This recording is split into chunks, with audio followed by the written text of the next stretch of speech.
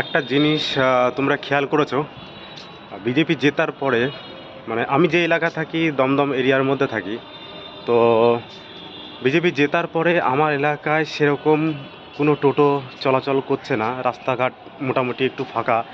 তার উপরে হচ্ছে গিয়ে সবজির দোকান নেই। আগে মোটামুটি যার কাছে শুনতাম লাস্ট 5 বছর 10 বছর ধরে, যে সবাই বলতো যে আমার বাড়ির পাশেই হচ্ছে গিয়ে সবজির বাজার, বাজারঘাট।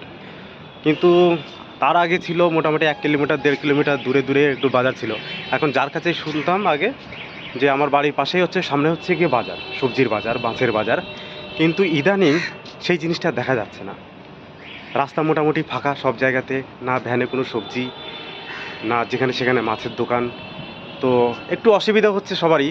কী জন্য এত দোকান ফাঁকা হয়ে গেল সেটা তোমরা বলবে, বা তোমাদের এলাকাতে সেই জিনিসটা হচ্ছে কি না একটু জানাবে।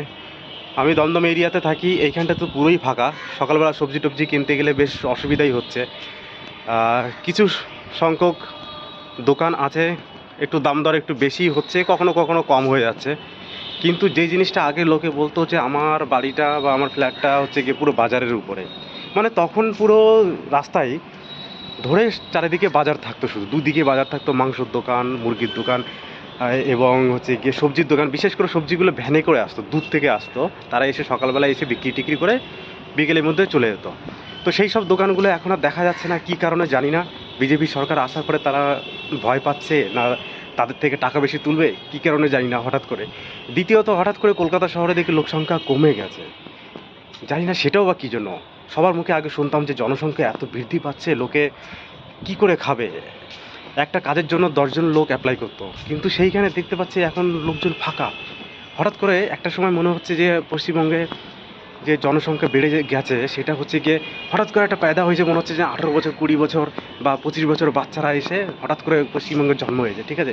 সেইভাবে জন্ম হয়ে মনে হচ্ছে যে জনসংখ্যা হঠাৎ করে বেড়ে গেছে। তো এরকম একটা অবস্থা ছিল। এখন রাস্তাঘাট দেখলেই বোঝা যাচ্ছে যে একদম ফাঁকা, যানজট নেই।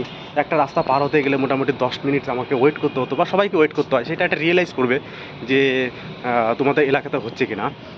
তো এই জিনিসটা, সবজির বাজার যেমন সব দিকে ছিল, এলোমেলোভাবে রাস্তাঘাটে চলাফেরা করা যেত না, যেখানে সেখানে বসে যেত, যেখানে সেখানে ভ্যান নিয়ে মাছের দোকান আর মাংসর দোকান।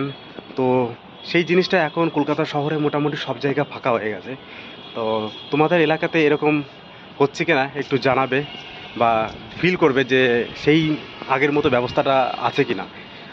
ঠিক আছে।